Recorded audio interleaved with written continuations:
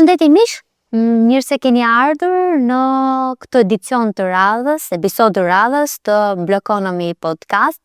Një podcast i cili ka në fokus të promovojë sipërmarrësit e fortë në ndërforti, pra që janë të renditur në listën potenciale të 40 sipërmarrësve më të suksesshëm në 40 vjet Shqipëri, Kosovë, Maqedoninë e Veriut, antarët e Entrepreneur Club dhe komunitetin e rrjetit ton të sipërmarrësve në Blokonomi. Sot do flasim për kam mendimin pikat e dobta të çdo biznesi, dhe kur flas për bizneset, nuk flas vetëm për bizneset që operojnë në e-commerce, që e kanë domosdoshmëri prezencën e këtij biznesi që ne do flasim sot, po çdo biznes i cili shet produkt fundor tek klienti fundor.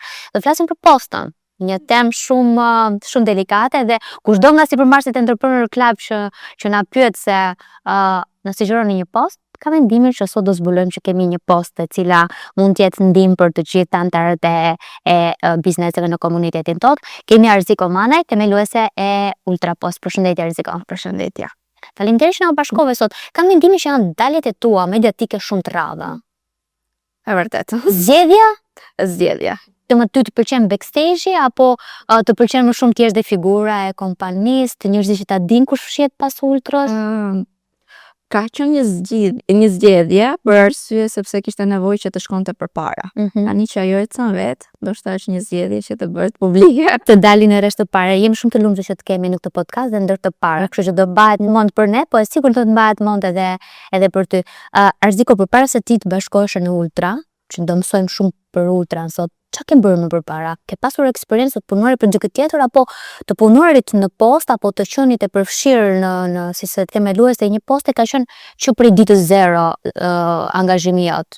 Atëherë, unë kam filluar postën në të 20-tat e mia, kështu që kam qenë studente atëherë përpara se të isha në post, në profilin e bioteknologjisë, pas një lidhje me pjesën e shërbimit postar. Puna ime e parë ka qenë si social media manager, ku punonim gjatë kohës part-time që isha dhe studente, dhe në kompaninë e marketingut aty ku punoja, bëhet fjalë për vitet 2016-2017, ku kishte filluar trendi parë i e-commerce-it, ku bizneset po guxonin për herë të parë të shisnin online. Dhe isha pjesë pikërisht e tyre platformave që po mundoheshin të ngriheshin online. Dhe çdo gjë shkonte shumë mirë nga ana e menaxhimit, derisa ngecte tek shërbimi postar. Çfarë ishte ajo që ngecte dhe pse ne patëm idenë të krijonim një post? Në atë kohë asnjë nga operatorët postar që operonte në treg nuk kishte një sistem ku klientët të mund të ishin të informuar në korale se çfarë ndodhte me dërgesën e tyre. Dhe kemi qenë të parë që kemi vendosur standardin që kushdo që vjen në treg duhet të ketë së pari një sistem për të pasur një transparencë me klientin. Sistemi ka qenë krijuar nga ju në treg apo ka qenë adoptimi i një sistemi ekzistues? Jo, për herë të parë kur ne kemi sjell, ka qenë një sistem i ngritur sipas nevojave të klientit, sipas një studimi tregu, nga eksperjenca që ne tashmë kishim me platformat që po ngriheshin online. Plus pjesa e marrjes së nuk të them një mendim, po duke marrë një kopim të biznesit të DHL-s apo partnerëve që punonin në botë në bazë të logjistikës, dhe duke i përshtatur të dyja këto, bëm pjesën e ndërtimit të një sistemi i cili është vazhdimisht në zhvillim sipas nevojave dhe kërkesave si të brendshme të stafit të bërë punën më të lehtë, ashtu edhe të pjesës klientëve për të gjetur lehtësisht veten tek pjesa e sistemit dhe të bërë punën më të lehtë. Si ka qenë tregu në ato vjetet e para? Pra ti e futur në treg shumë herët? Në 2018 tregu ka qenë sa i lirë, sepse i lirë them në pjesën që nuk ishte shumë operatorë në treg, por aq edhe i vështirë në kulturën që njerëzit kishin në shitjen online. Ishte në kulturën e blerësit, pra që nuk edhe të shitësit, edhe të shitësit. Pra biznesi që shitësit. Për ne primare ishte që të gjenim klient shitës, sepse në të tillë formë ngri biznesi. Pastaj ishte pjesa e klientit që blinte apo jo. Dhe kultura që këtu ishte shumë e vështirë. Keni ndikuar ju në të edukuarit të tregut? Mendoj se po. Kush ka qenë forma? Ka qenë thjesht ta trajtorit biznesin si një partner dhe jo si një klient fundor që unë do i marr përqindjen apo do i marr shërbimin e postës? Në fillimet tona bënim edhe konsulencë të mirëfillt, të mënyrës se si do marketonin, të mënyrës se si do ta trajtonin klientin fundor. Unë them ne jemi ndër të parët që injektuam shumë thellë që klienti ka të drejtë të bëjë dhe ndrim dhe kthim. Nuk është vetëm shitje dhe çdo gjë mbaroj. Dhe sa i lehtë është klienti shqiptar? Klienti shqiptar ka qenë i lehtë, tani është shumë i informuar. Të vë ka informacion për Tani është shumë i informuar. Ka qenë prej lehtë në thonjza në fillim, por tani është shumë i informuar. Ata ja lehtëson këtë punën postës? Po. Ja lehtëson. Në lehtëson sepse ai e di kush është posta, e di kush është biznesi, e di deri ku është pjesa që i përket postës dhe ku mbaron pjesa e shërbimit postar dhe ku më pas i takon problematika shërbimi pjesës së biznesit që ata kanë blerë pjesën e dërporosisë. Kthehemi pak te Ultra. Sa vite ka në treg Ultra?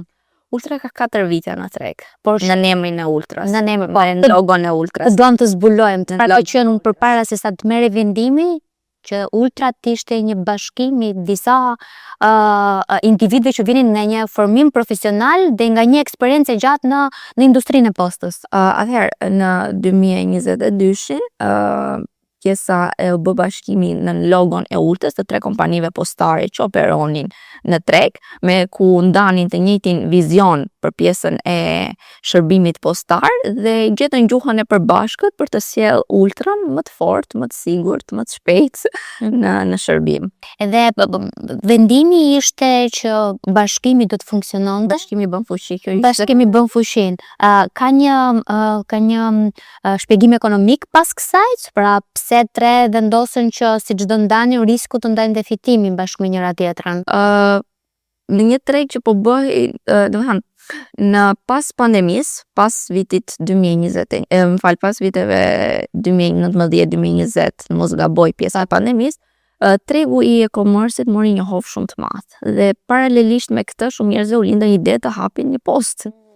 Dhe tregu po bëj shumë i paqëndrueshëm. Konkurenca jo e ndershme, një treg i cili nuk operonte në standarde dhe dikush duhet të dilte lider në treg, po një nuk e bën dot. Kështu që 3 bëjnë më së miri.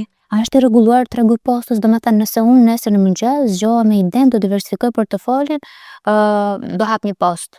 Kush janë pengesat për të hapur ti një postë? Pra të kërkon nga ana ligjore. Pastaj nga ana ligjore është e lehtë. Besoj është e lehtë, si çdo biznes tjetër që ka pjesën e procedurave për të hapur, e njëjta blen edhe për pjesën e postave, përveç që duhet marrë dhe licencën për ushtrimin e këtij aktiviteti. Po infrastruktura e nevojshme që shoqëron postën pastaj është e vështirë për të arritur. Sigurisht. Është një lloj biznesi i cili kërkon një investim të madh që në fillimet e veta, kur ti nuk je akoma e sigurt se çfarë do ndodhi. Është ai momenti kur ti beson më shumë se shikon. Arse ko Ultra është vetëm në Shqipëri apo ofron shërbime edhe në rajon? Ne ofrojmë edhe shërbime në rajon përmes partnerëve të ndryshëm, jemi me shpërndarje kudo në botë. Kudo në botë, po, nëpërmjet partneriteteve, pra jo domosdoshmërisht. Po, në transport për të plotësuar pjesën e shërbimeve tona që një klient mos të ndjej kufizime në aktivitetin e tij, por të ketë një partner për t'i zgjidhur të gjitha hallet e logjistikës, kemi partnerë të ndryshëm që bëjmë shpërndarje kudo në botë. Logjistika, industria e vështirë, duket pak industri mashkullore. Si e gjen rreziku vetë në një industri logjistike? Apo ti nuk je ai personi që merresh me me transportuesin, je personi që mbulon të tjera fusha të biznesit? Në fillimet e biznesit jam marrë me të gjitha. Për mua ka qenë shumë e vështirë. Fillimi, siç të tregova, kam qenë në 20-at e mia dhe minimalisht do të merresha me individ që ishin pak në 10 vjet më shumë se unë. Dhe shpesh më merrnin seriozisht, shpesh çfarë kërkon kjo këtu, çfarë po bën edhe me radhë, por që këmbgulja ka qenë ajo pjesë që bën që ti hysh në pjesën e të zësh vendin në industri. Mos të harroj pjesën e faktit që unë kam qenë gjithmonë partner me tim shoq në pjesën e postës, kështu që prandaj kemi bërë të dy atë pjesën që duhet bërë, çfarë duhet shumë mashkullore, ka qenë ai dhe pjesa tjetër. Unë besoj se në çdo punë duhet një dorë femërore. Po, patjetër. Ta se do thotë duhet një dorë mashkullore, më pëlqeu, po. Duhet një dorë, duhet ja di duken bizneset që nuk kanë femra brenda. Ashtu sa duk. Që nëse ka karakteristika aty në promovim apo në staf, se besoj se ndihet dhe në staf, si në organizim, si në çdo gjë. Shumë interesante. Kjo do përfundojë në short reels shumë shpejt. Klienti është ai i cili ndonjëherë nuk e di se ku duhet ta drejtojë problemin. Domethënë, ai ka dashur produktin ta kishte sot, 100 milion arsye ka ndodhur, ai nuk e di se si ka ndodhur i gjithë workflow i marrjes së produktit apo i të thonit se kur do të mbërrit produkti. Si menaxhohet këto ankesa që vijnë, ndoshta për fajt postës, ndoshta jo për fajt Atëherë, ka dy lloj ankesash, për arsyen e vetme se ne kemi dy lloj klientësh. Kemi klientin biznes, që është realisht klienti postës, dhe kemi dhe klientin e klientit, që është klienti fundor, por që ai na njeh ne. Jemi fytyra e biznesit. Ato ankesat të cilat vijnë për arsye të shërbimit, i presim jashtëzakonisht shumë përsemërsisht. Na ndihmojnë të rritemi, na ndihmojnë të kuptojmë, duke qenë një rrjet shumë i madh, ne ndoshta nuk e dim se çfarë po ndodh tani në Shkodër, si është korrieri i Lezhës apo Merat, por ata na ndihmojnë të informohemi dhe të përmirësohemi. Pastaj ankesat që vijnë për efekt produkti, për efekt mos korrektësie nga ana e biznesit që shet produktin, këto janë shumë të vështira për ne. Normalisht ka një staf të dedikuar që merret në shërbimin e klientit dhe mundohemi t'i sqarojmë dhe t'i lidhim me pjesën përgjegjëse që ata të marrin zgjidhje për problemin e tyre. Dhe këtu kemi dhe bizneset që ndahen sërish, ka biznese bashkëpunuese dhe jo bashkëpunuese, por që ne jemi munduar gjithmonë të jemi në favor të klientit fundor. Të klientit fundor. Pse kjo vendim ka ndonjë filozofi pas kësaj? Sepse klienti fundor është ai i cili tani për klienti fundor njeh dy, një faqen online apo webin ku ka bler dhe një korrierin apo zyrën që i ka dorëzuar porosin. Nuk njeh asnjë tjetër në këtë zinxhir. Dhe shihen e keqe, ai do ta mbaj mend prej postës.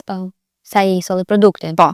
Dhe do jetë po ai klient i cili është blerës i rregullt, që në çdo blerje do kujtoj që kjo plos të ka shërbim të mirë. Dhe word of mouth për shtregun pastaj dhe imazhin e kompanisë. Sa i gjerë është rrjeti Ultra Post në Shqipëri? Pika fizike, thuajse në çdo qytet. Në çdo qytet. Po sa ka ndryshuar në 10 vite xhiroja që ndajnë postat? Domethënë sa është xhiroja e qarkullimit, numër pakosh, numër deliver, numër klientësh, ma numërosit si mendon ti që është ka ndryshuar volumi i normalisht siç përmenda edhe më herët, volumi ka ndryshuar. Pandemia bëri pjesën dadorën e vet në ndryshimin e tregut. Tani normalisht numërojmë edhe treg ndërkombëtar i cili ka hyrë në Shqipëri si Zara, Temu edhe Mera, që normalisht pjesa e tregut është zgjeruar dhe nuk është i njëjtë me atë 10 vite më parë. Ka biznese që e kanë in-house transportin.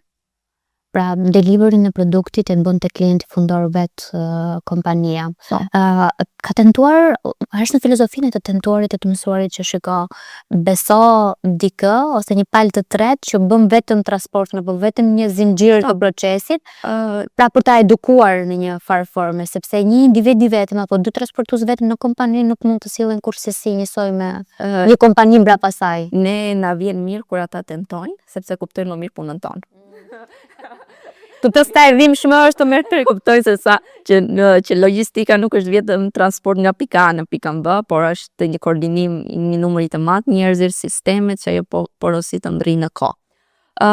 E operojnë kryesisht të bizneset që janë brenda qytetit, sepse e ndjejnë në pjesën e shpejtësisë mund ta kenë, shmangin disa burokracira që ka posta, sepse një pako duhet binë në havë, duhet të sortohet, duhet të ndahet sipas lokacionit të zyrës përkatës apo korrierit përkatës, dhe kjo ndoshta është pak humbje kohe për një biznes që mund ta marrë direkt atë në pika A në pikën B.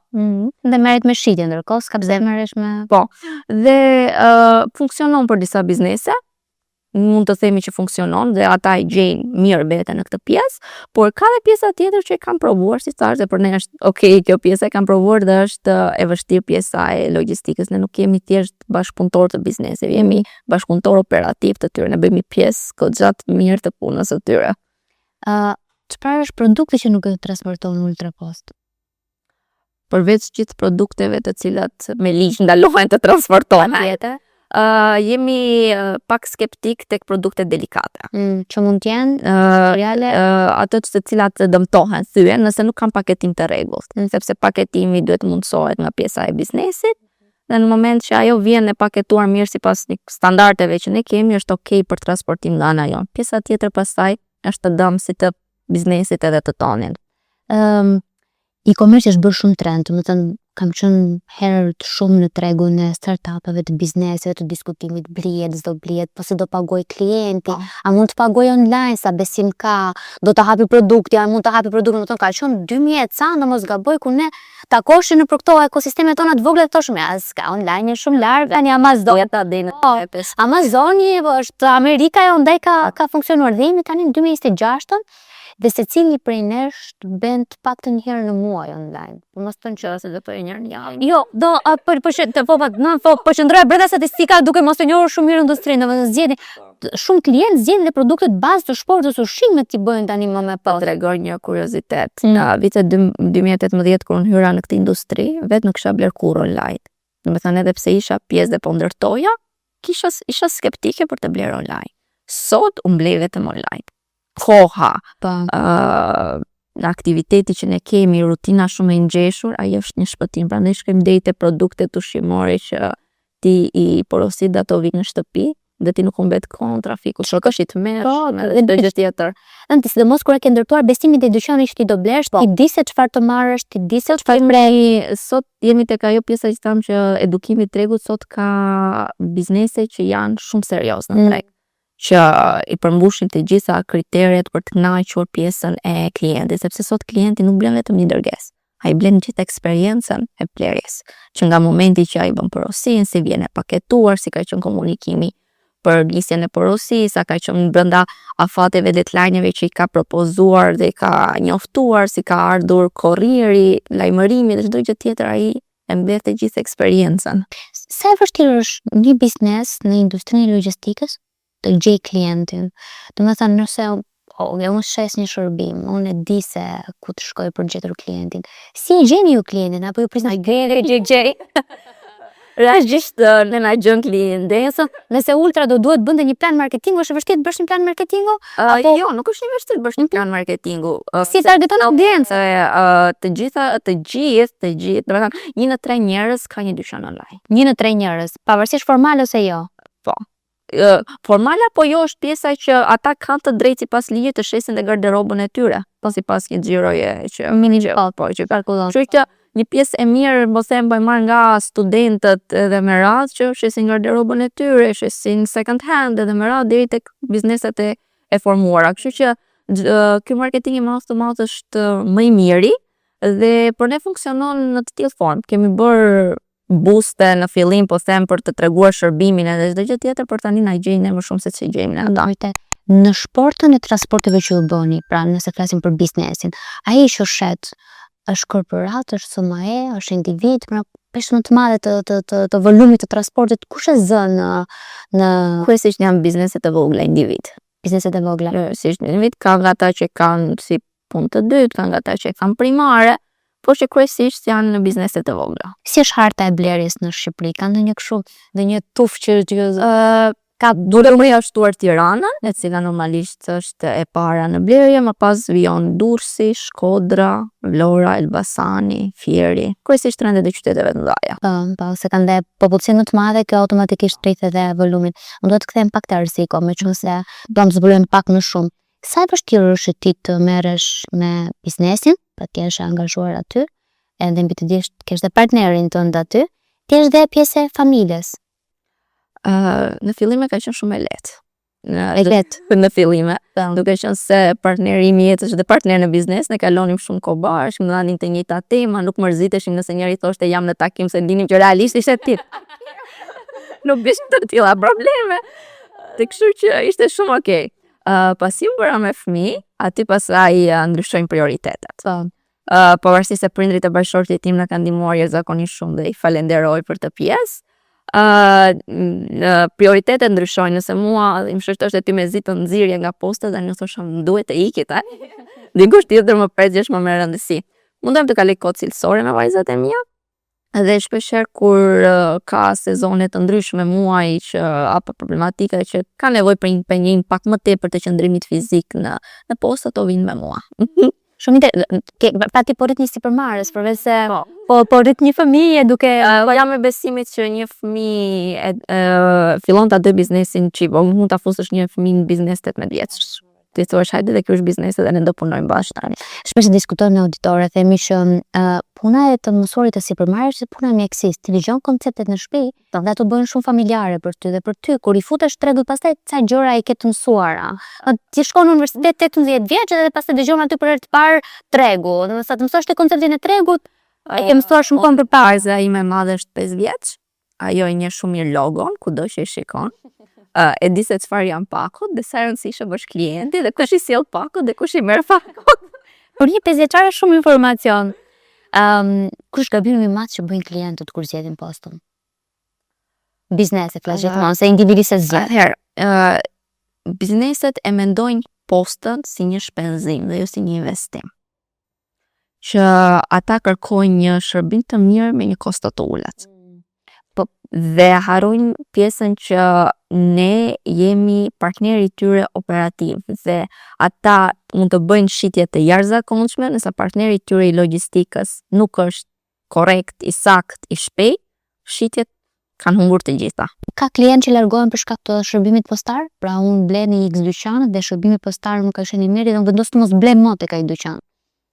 Nuk e di të them për tregun, por ndoshta atë është. Unë di të them që e kërkojnë me ultrën sepse kur na marrin telefon të pse nuk vjen këtu te zyra juaj se unë jam mësuar me korrierin, ai e di ku e kam unë shtëpinë sa t'ia shpjegoj korrieri tjetër. Unë jam ky klienti. Se në pjesën më të madhe të rastet pasi e një pozicioni fizik të bën që të përshtatet me oraret. Pra ju gjithmonë ndaj e di sa lexon emrin ose numrin e telefonit, e di se ta ndodhet. Edhe ndaj dhe jam shumë e sigurt që aty jashtë ka klient blerës, pra unë që jam klienti pundor, që sugjeroj biznesin, të lutem a mund të më lësh në X post apo në prandaj këta e di që ndodh. Po. 3 gjëra që duhet di një biznes që futet në e-commerce përpara se të futet në e-commerce.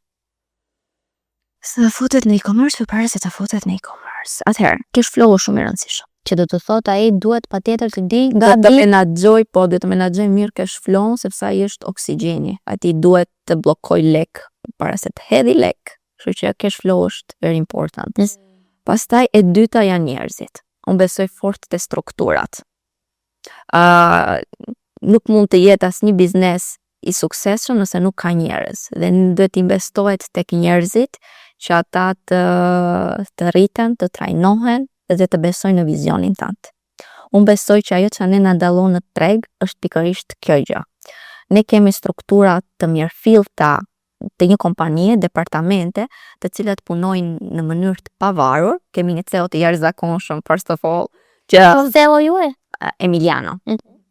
Që ka një intuit shumë të mirë në menaxhimin e operacioneve, por pastaj departamentet, përgjegjëse të gjithë departamenteve bëjnë një punë të jashtëzakonshëm ku është rrallë tek ne të ndodhi që një biznes duhet marrë në telefon CEO-n apo pronarin sepse nuk i është zgjidhur një problematikë nga X departament. Edhe pse ne është në kulturën tonë që më pikërisht, edhe pse kjo është në kulturën tonë, departamentet funksionojnë shumë mirë në zgjidhjen e problematikave, në mbajtjen e përgjegjësive të veprimtarive të tyre dhe besimi që ata kanë në vizion dhe pjesa që ata janë rritur brenda kompanisë bën që ata të marrin guximin edhe vetë të ndërtojnë kultura pune kur e shikojnë që kjo është më efektive për pjesën e punës.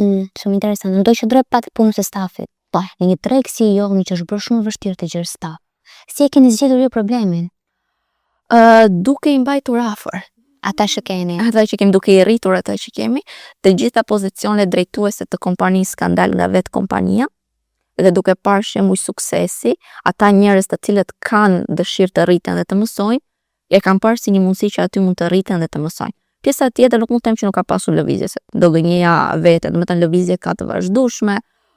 Marrin parasysh në fillimet tona që ishte një treg i cili nuk kishte profesionistë të kësaj fushe, do të thënë le të themi që kishte operator postar, por që nuk le të themi që nuk e njihnin mirë këtë pjesë, do të thënë nuk funksiononin në struktura, që kjo është shërbimi klientit dhe shërbimi klientit bën këtë gjë. Kjo është operacionali dhe operacionali bën këtë gjë dhe me radhë. Por që ka lëvizje, por jo mungesa. Kemi bërë atë, do të thënë duke ngritur struktura, duke funksionuar sistemi kur një punë nuk varet nga një individ, nuk është problem. Është vërtet. Ultra Post në 5 vitet e ardhshme. Do qëndroni presim tregun rajonal. Tregun rajonal me prezencë fizike. Po. A është më tregu në rajon? Nuk tregu i afërt, Ballkani le të themi, mund të jetë dhe jemi në studime që mund të jetë një treg i mirë për ndërveprim. Ndërsa tregu pak më i largët nuk funksionon si në Shqipëri. Funksionoj me kontrata të mëdha, nuk funksionoj me individ. Siç biseduam. A ndryshon kultura? Të me thënë, kur flas në Iran, Kosovë, Maqedoninë e Veriut, vlerësi është njësoj. Ndryshon. Në të paktën një krahasim Shqipëri, Kosovë, klienti ndryshon goxha, si biznesi, si klienti fundor. Çfarë ndryshohet në industrinë e logjistikës që mendon që ka hapësirë për të përmirësuar tani më? Si biznes apo si ligj? Si biznes, domethënë si funksionon biznes? Po futet edhe koncepte ligjore nëse mendon që janë të rregulluara. Ajo çfarë është e vështirë ne hasim janë kryesisht probleme që lidhen me infrastruktura. Infrastruktura e dobët që kemi në lëvizje, adresimi që është merr që orientohemi me dyqanet e lagjet edhe kafet edhe me radhë. Këto i bëjnë shumë të vështirë sistemin. Pastaj normalisht edhe politikat mbrojtëse kundrejt shërbimit postar, sepse ndonjëherë ne penalizohemi për të tretët. Pra ka pasur raste që denoncuar, pra është hedhur faja postë ndërkohë që marrin faj për të tretë. Një klient bën një ankesë në KEP sepse porosia nuk ja ka ardhur siç duhet dhe dyqani nuk i ka kthyer përgjigje, por adresohet në fund që posta. Posta nuk më kthen përgjigje që sepse ata ma kanë bërë dorëzimin. Ne jemi fytyra e tyre. Po, është vërtet. Atë njeh si klient ose personin e fundit me cilin ka kontakt. Aq më tepër pas se ku bëhet fjalë në qytete të vogla që ata njihen me njëri tjetrin shumë mirë, ne i bëjnë edhe më të vështirë për pjesën e procesit. Po, në vërtet. Arsiko ti do qëndrosh gjatë në industrinë e postës apo ke një vizion më gjatë për ta diversifikuar portofolin tënd? Momentalisht që flasim, unë i kam lënë 8 vjet në logjistik. Në 2 vitet e fundit jam tërhequr disi nga operacionet e përditshme tani më dhe jemi kaluar vetëm në strategji të zhvillimit të postës. Kështu që nëse do kemi projekte të cilat do ndihemi komod dhe do kemi çfarë të japim në atë projekte, pse jo? Dhe nuk është se ka një fushë specifike që nuk është se ka diçka specifike. Unë nga ata njerëzit që nëse besojnë në vizion, jam nëse ke dëshirën çdo gjë bëhet. Është shumë e vërtet. Ka pasur klient që i keni thënë jo? Pra ka ardhur dikush me kontratë. Kush janë ato rastet që joja është definitive, pra që janë parimet që shkel? Pari është kur nuk ka marrëdhënie me klientin e vet. Nga si biznes, domethënë ti je shet, ke mbyll porosinë dhe kaq, nuk jep më shërbim për klientin. Po si e kupton ti këtë në hapat e para të kontratës, apo duhet ta kisha të trejnorin një mujor? Jo, është kushti që ne vendosim, dhe ti që aty shikon stepjen ose jo të klientit. Sa je një natyrën e biznesit të ti se çfarë bën. Ktu shikon stepjen e parë dhe ti bën të qartë që ne jemi në krahun e klientit fundor. Dhe këtu fillojnë e para jemi apo nuk jemi, bëhet apo nuk bëhet. Dhe kjo është kushti pa negociueshëm tek pjesa jonë. Pastaj normalisht ka të tjerë që i shikojmë rrugës dhe pastaj i themi ja edhe një herë dhe do nuk mund të bashkëpunojmë. Dhe pastaj ndërpritet kontrata. Momenti më i vështirë në industrinë e logjistikës. Pavarësisht nëse ka qenë ultra apo ka qenë në logjistik në tërësi nuk di të them, por di të them me eksperiencën time, i cila ka qenë në pandemi, kujtoj. Në muajt e parë të gjithë punëtorët u tërhoqën në qytetet e tyre që u kthyen pranë familjeve. Bumi i shitjeve u bë i madh dhe stafi ishte shumë i vogël. Ju menaxhua? Nuk di të them si u menaxhua, domethënë nëse më thua sot bëj sërish, do të them nuk di ta bëj, se si është bërë. Domethënë ishte shumë këmbgulje, ishte ata 4-5 element që ne kishim, por favor shumë i madh për ne ka qenë se nuk ishte trafik, ishim vetëm ne në rrugë. Transport i bëjmë shpejt, po nëse sot shpërndahen 20 dërgesa, atëherë shpërndashin 50 dërgesa. Ishte fantastike kjo pjesë dhe kjo ndoshta ka qenë ajo që na ka ndihmuar shumë. Dhe pjesa tjetër na gjeti sërish të papërgatitur sepse mendon se ky hov do mbaronte me mbarimin e pandemisë, me mbarimin e izolimit. Domethënë njerëzit do dilnin në punë dhe do vazhdonin, nuk do porosisin më. Por tregu vazhdoi të qëndronte i njëjtë dhe ne na gjeti me struktura të papërgatitura. Më vjen shumë mirë që ka ndryshuar çësia të blerit online pas pandemisë. Pra pas pandemisë shikon një formë komplet të re. Si të klientit se si sillet, duket sikur jeton jetën fulli në të gjithë versionet e saj, po nuk e di. Çdo vit që shkon, unë mendoj se jetët tona bëhen më të ngarkuara. Sidomos nëse je familjar, po edhe nëse je i ri sot, trafiku ta bën jetën të vështirë, angazhimet që ti ke ta bën jetën të vështirë. E kështu që pjesa e e-commerce-it është një zgjidhje tashmë, jo një zgjedhje që ti e bën se ke dëshirë, por është një Një hall më pak në gjithë problemet që ti duhet të shqetësosh.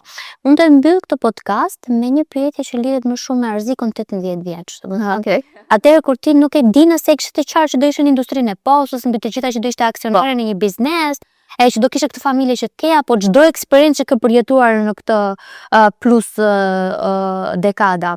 Çfarë do i thoya rrezikut 18 vjeç? Unë kam ditur vetëm një gjë atëherë dhe mbaj mend edhe kur në bisedime kur bënim me familjen për degët që ne do hidhnim në universitet dhe kështu që e dija që nuk do punoj asnjëherë për tjerë. E dija që do isha në sipërmarrje. Se cila do ishte nuk e dija, po e dija që do isha. Dhe atë që i them është që rruga nuk do jetë e lehtë, po frutet do janë shumë të mira. Edhe ti ke shijuar këto fruta? Absolutisht. Të shikosh sot që flasim për Ultran si një lider në tregun ton, absolutisht është fruti më i mirë. Mesazh për ata që po zgjedhin postën? Nuk keni ku gjeni tjetër. Po më të mirë. Na provon. Kështu që sugjerimi është Ultra Post për cilin do për bizneseve që është në kërkim të një partneri. Aziko, shumë faleminderit që ishe me mua sot dhe që ndave shumë këndshëm rrugtimin të. Unë nuk knaqja, e shijova bisedën. Faleminderit se bisedë shumë e këndshme. Faleminderit. Faleminderit dhe ju miq që na ndoshët bashkë shihemi të mërkurën në orën 20. Nga unë Vlerina, natën e mirë.